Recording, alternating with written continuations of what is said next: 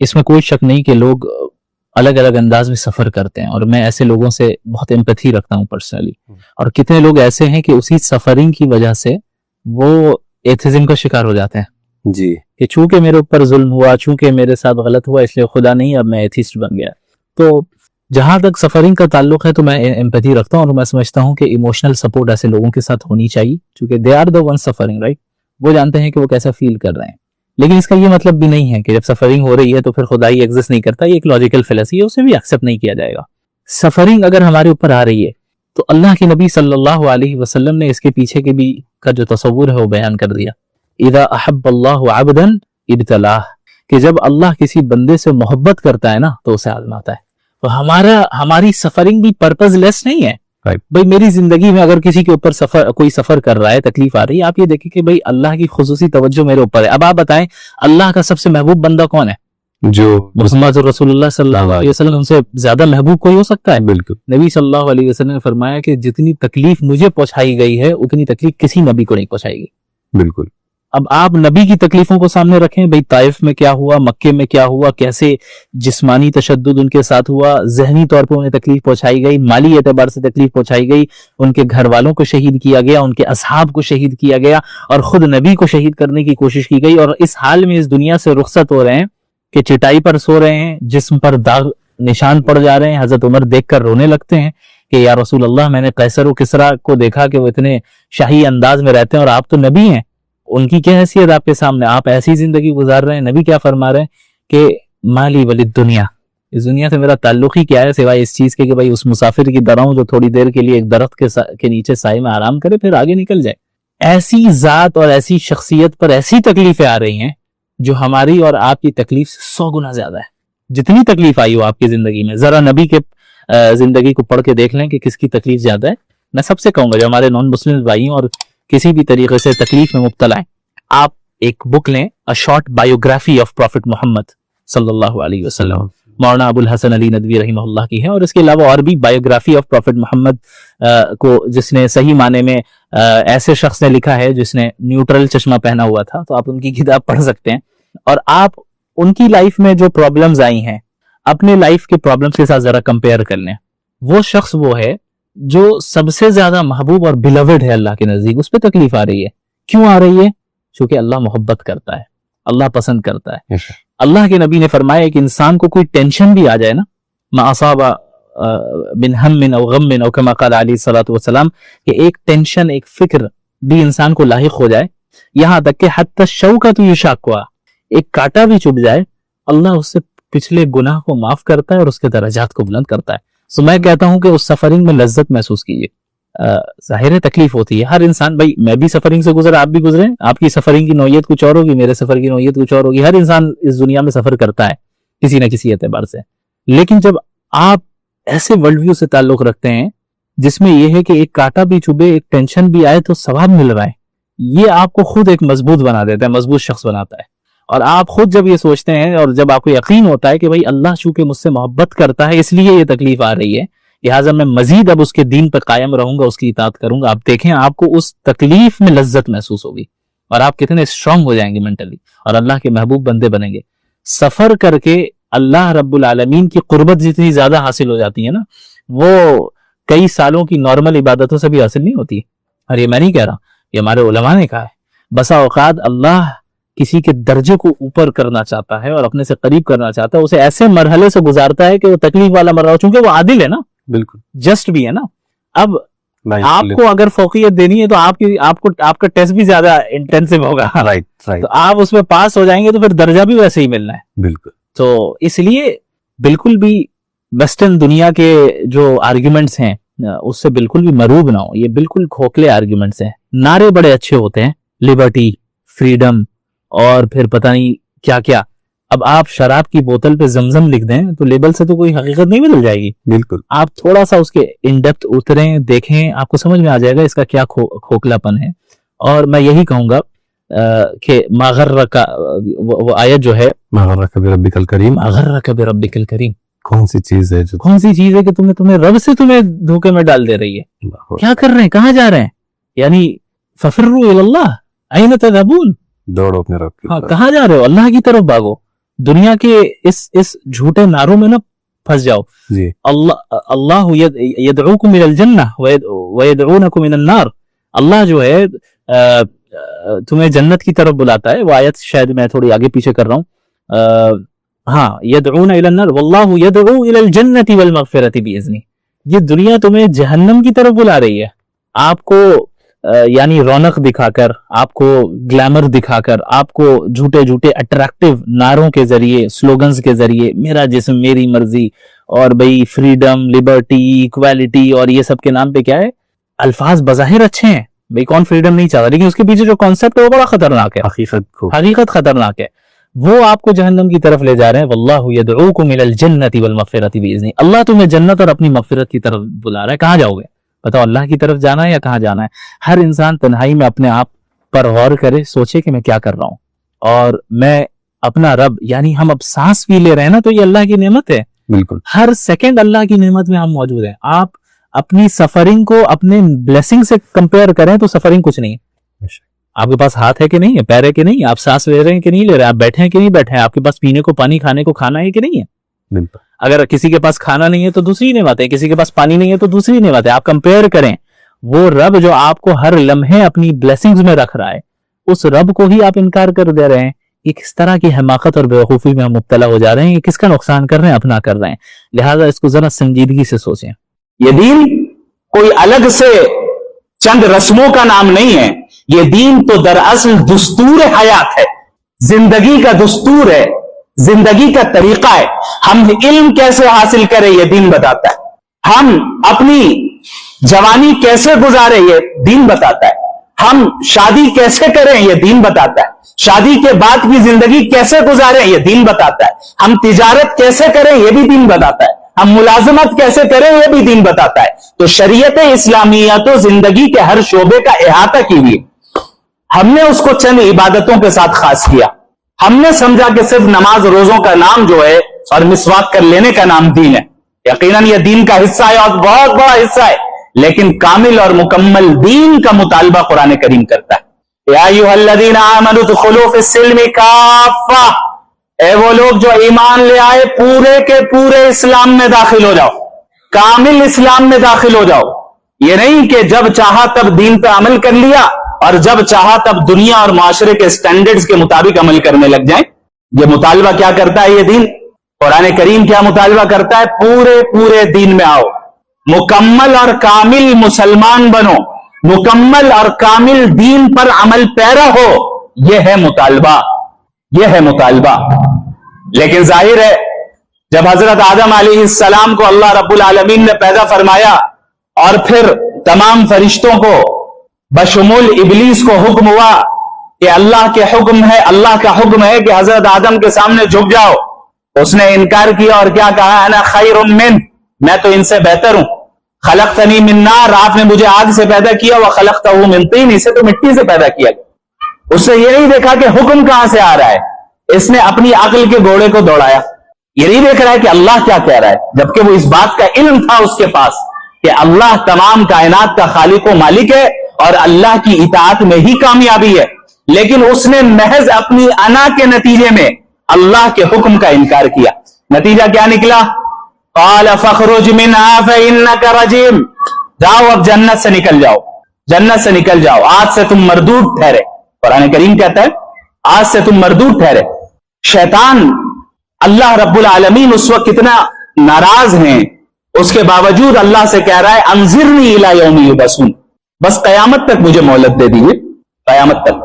शैतान भी जानता था कि अल्लाह रब्बुल आलमीन अगरचे अल्लाह पर गजब की सिफत गालिब है, तब भी वो इंसान की दुआओं को कबूल फरमाते हैं और मखलूक की दुआओं को कबूल फरमाते हैं, रद्द नहीं करते हैं, रद्द नहीं करते हैं।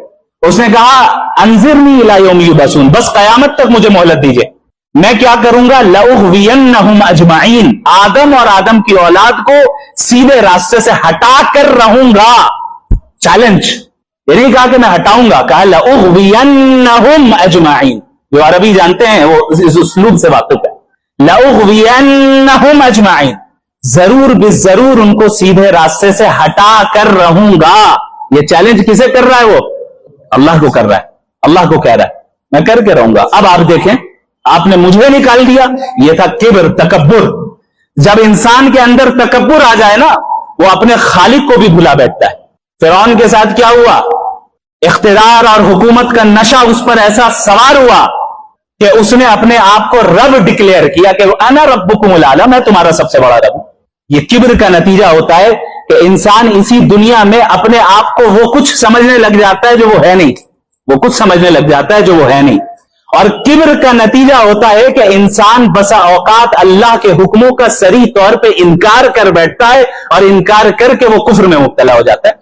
और अल्लाह ने फरमा दिया कि जहन्नम के ताल्लुक से कि वबीस मस्वल लिल मुतकब्बिरीन, जहन्नम तकब्बुर वालों के लिए कितना बुरा ठिकाना है, कितना बुरा ठिकाना है। किब्र, मैं कुछ हूं, आई एम समथिंग, मुझे कुछ आ गया है, मैं दूसरों से बेहतर हूं, दूसरा सामने वाला मुझसे हकीर है, मेरे सामने हकीर है। अब ये किब्र चाहे दुनिया के रास्ते से आए या दीन के रास्ते से आए बराबर है। दुनिया के रास्ते से आने का मतलब मैं इतना मालदार हूं, ये गरीब मुझे क्या बताएगा, मेरे पास फुला ओहदा और फुला मनसब है, ये क्या बताएगा मुझे, मेरी इतनी इज्जत और इतनी शोहरत है, ये क्या बताएगा, ये मेरे सामने खड़ा होगा, ये मेरे साथ बैठेगा। दीन के एतबार से मैं तो तहज्जुद गुजार हूं, ये पैंट शर्ट पहनने वाला क्या बताएगा, ये भी मिजाज हमारे हैं, ये भी मिजाज हमारे हैं। मैं तो तहज्जुद गुजार हूं, ये बेनमाजी मुझे क्या बताएगा। ये है किब्र दीन के रास्ते से। शैतान ने जब अल्लाह रब्बुल आलमीन को चैलेंज किया और कहा लउग़वियन्नहुम अजमाइन, तमाम के तमाम आपके बंदों को मैं गुमराह करके रहूंगा, और यह भी बयान किया जो कि सूरह अलिफ लाम मीम साद वाली जो सूरत है, जब आप उसको पढ़ेंगे सूरह आराफ, उसमें आप इन आयतों का भी इजाफा देखेंगे जहां अल्लाह रब्बुल आलमीन ने शैतान के इस कौल को नकल किया कि मैं इस आदम या और इस आदम की औलाद के आगे से, पीछे से, दाएं से, बाएं से, हर जगह से मैं इस पर हमला करूंगा और इसे अपने ट्रैप में फंसाऊंगा, अपने जाल में फंसाऊंगा। अल्लाह ने क्या फरमाया? जाओ जो करना है कर लो, लेकिन इल्ला इबादक मिनहुमुल मुखलसीन। शैतान खुद एतराफ कर रहा है कि मैं गुमराह करूंगा, लेकिन चंद मखसूस बंदे हैं जिन पर मेरी चलेगी नहीं, चंद मखसूस बंदे हैं जिन पर मेरी चल नहीं सकेगी। अल्लाह ने भी फरमा दिया कि जाओ मैं तुम्हें इख्तियार दे रहा हूं, कयामत तक के लिए तुम्हें मौत नहीं आएगी, जो करना है करो, और जिस पर तुम्हें कंट्रोल हासिल करना है कोशिश कर लो, कर तो लोगे, लेकिन मेरे नेक और इस्लाह करने वाले बंदों को गुमराह नहीं कर सकते। अल्लाह रब्बुल आलमीन ने बयान फरमाया। अब जिस दिन हजरत आदम के सामने शैतान ने झुकने से मना किया और अल्लाह रब्बुल आलमीन के सामने ये चैलेंज किया और ये बातें बयान फरमाई, ये बातें बयान की, शैतान ने उस दिन से नए नए अलग अलग हरबे और तरीके इख्तियार किए इंसानों को गुमराह करने के लिए। हर जमाने में कोई नया शोशा, कोई नया फितना वो उठाता और बड़े ही दिलकश नारों के साथ उठाता, ताकि लोग शिर्क में मुब्तला हो जाएं, कुफ्र में मुब्तला हो जाएं, अल्लाह की नाफरमानी में मुब्तला हो जाएं और अल्लाह की इताअत से इन्हिराफ करने लग जाएं, दीन से फिर जाएं। शैतान ने कोशिशें की हर जमाने में, और अल्लाह रब्बुल आलमीन ने हर जमाने में अपनी जानिब से नबी को भेजा। एक तरफ शैतान कोशिश कर रहा है बंदों को गुमराह करना है, दूसरी तरफ अंबिया की कोशिश है कि बंदों को हिदायत पर लाना है, बंदों को हिदायत पर लाना है। तमाम अंबिया अलैहिमुस्सलातु वस्सलाम बशुमूल मुहम्मदुर रसूलुल्लाह सल्लल्लाहु अलैहि वसल्लम खातमुन नबिय्यीन इस दुनिया में भेजे ही इसलिए गए ताकि तमाम इंसानों को गुमराही से निकाल कर अल्लाह की इताअत में लगा दे और अल्लाह की गुलामी में लगा दे। अब ये दो ताकतें हैं, शैतानी ताकत और अंबियाई ताकत, या यूं कहें कि शैतानी ताकत और रहमानी ताकत, और इन दोनों ताकतों के दरमियान हमेशा से कॉन्फ्लिक्ट जारी है, कशमकश जारी है। बज़ाहिर ऐसे हालात तारीख में भी गुजरे जहां ऐसा महसूस हुआ कि शैतानी ताकतों को मुकम्मल गलबा हासिल होने वाला है। अब शायद ये रहमानी ताकत और अंबियाई ताकत शिकस्त खा जाए। हालात ऐसे संगीन हुए, ऐसे सख्त से सख्त फितने वजूद में आए, ऐसी सख्त से सख्त आजमाइशें वजूद में आई कि महसूस होने लगा कि अब ये दीन हनीफ जो है, जो सही दीन है अल्लाह रब्बुल आलमीन का, वो मगलूब हो रहा है। लेकिन अल्लाह रब्बुल आलमीन ने हर जमाने में ऐसे अफराद को खड़ा किया जिन्होंने अपने अपने जमाने के फितनों को कुचल कर रख दिया। आप पूरी इस्लामी तारीख को उठाकर देख लें, आपको ये सारी चीजें नजर आ जाएंगी। हम और आप जिस जमाने में रह रहे हैं, इस जमाने में भी शैतानी ताकतें बड़े जोरों शोर के साथ काम कर रही हैं, और मकसद क्या है? आपको आपके सही अकीदे से हटा देना, आपको आपके सही फिक्र से हटा देना, आपको अल्लाह के नबी और अंबिया के रास्ते से हटा देना, आपको सलफ सालिहीन के रास्ते से हटा देना, आपको रिजालुल्लाह और अहलुल्लाह के रास्ते से हटा देना। यह मकसद है। क्यों? क्योंकि उसने यह चैलेंज दिया है कि हमें इन्हें गुमराह करना है, इसकी वजह से मैं जहन्नम में जा रहा हूं। चूंकि मैंने इसके सामने मैं झुका नहीं, लिहाजा यह सबब बना, हालांकि वो अपनी गुमराही का खुद सबब है, खुद वजह है। उसने यह आज़म कर लिया कि अब तो गुमराह करना है। अब आप मौजूदा जमाने के फितनों को अगर पास्ट के फितनों के साथ कंपेयर करने जाएं तो बज़ाहिर ऐसा ही महसूस होता है कि इस जमाने के फितने ज्यादा खतरनाक है, और नबी करीम सल्लल्लाहु अलैहि वसल्लम की अहादीस से भी इसका सबूत मिलता है। बाज़ रिवायतों में है कि आने वाला हर दिन पिछले दिन के मुकाबले में ज्यादा पुरफितन और ज्यादा शर वाला होगा, ज्यादा शर वाला होगा। आप सल्लल्लाहु अलैहि वसल्लम कयामत के करीब के जमाने से पनाह मांगते थे, दज्जाली फितनों से पनाह मांगते थे कि कयामत के करीब का जमाना ऐसा होगा जहां दज्जाली फितने चारों तरफ छा जाएंगे। खुद गौर करें, दज्जाल किसे कहा जाता है? दज्जाल, दज्ल कहते हैं धोखे को, डिल्यूजन को, और दज्जाल कहते हैं बहुत ज्यादा धोखा देने वाला, हक को बातिल बनाकर दिखाने वाला, बातिल को हक बनाकर दिखाने वाला, यह है दज्जाल। तो ये जो दजलो फरेब बातिल ताकतें अंजाम देती हैं, दज्जाल का जमाना ऐसा जमाना होगा जो दजलो फरेब की बिल्कुल पीक पर होगा, उरूज पर होगा, इंतहा पर होगा। इसीलिए नबी करीम सल्लल्लाहु अलैहि वसल्लम ने फरमाया कि जब दज्जाल आएगा उसके एक हाथ में जन्नत और एक हाथ में जहन्नम, और आपने फरमाया कि जो जन्नत है वो दर हकीकत आग है, और जो आग है वो दर हकीकत जन्नत है। यानी सही को गलत, गलत को सही, बेनिफिशियल चीज को नुकसानदेह बनाकर दिखाना और नुकसानदेह चीज को बेनिफिशियल बनाकर दिखाना। अब आप बताइए, जिस जमाने में हम और आप रह रहे हैं, जहां मगरिबी तहजीब और वेस्टर्न सिविलाइजेशन को और वेस्टर्न आइडियोलॉजीज को पूरा गलबा हासिल है, क्या आज बातिल अफकार और बातिल आइडियोलॉजीज को हक बनाकर दिखाया जा रहा है कि नहीं दिखाया जा रहा है? बातिल अफकार को अब तो ह्यूमन राइट्स करार दे दिया गया कि भाई एक इंसान है, एक मर्द है, एक औरत है, जिना करना चाहे अपने कंसेंट से कर रहे हैं, अपनी रजामंदी से कर रहे हैं, जायज है, उसका राइट है, लीगल है, कोई उसको रोक नहीं सकता। आप कौन होते हैं रोकने वाले? कोई खुलेआम अल्लाह की बगावत कर रहा है, अल्लाह से बगावत कर रहा है, खुलेआम फिस्को फुजूर में मुब्तला है, आप नहीं रोक सकते। ये आपका राइट नहीं है, ये उसका राइट है कि वो जो करना चाहे करे। और पूरी दुनिया में इस वक्त बशमूल बहुत से मुताद्दिद सीधे साधे भोले भाले मुसलमान इस ट्रैप में फंसे हुए, इस जाल में फंसे हुए।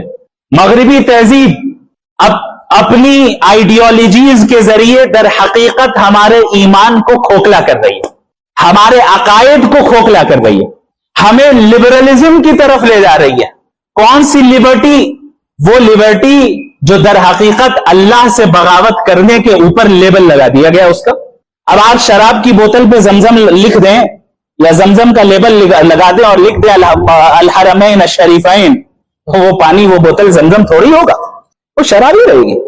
यही है धोखा जो आज इस 21वीं सदी में मगरिबी दुनिया ने हर मैदान में, चाहे सियासत का मैदान हो, चाहे मईशत का, इकोनॉमी का मैदान हो, चाहे तालीम और एजुकेशन का मैदान हो, चाहे पॉलिटिक्स का मैदान हो, चाहे कोई भी मैदान हो, हमारा सोशल जो समाजी निजाम है उसका मैदान हो, हर जगह पर ऐसी आइडियोलॉजीज हैं जो दर हकीकत बातिल को हक बनाकर दिखा रही है और हक को बातिल बनाकर दिखा रही है। और हमें इन आइडियोलॉजीज की जंजीरों में इस तरह जकड़ लिया गया है कि इससे बाहर निकलना एक मुसलमान को बड़ा मुश्किल नजर आता है।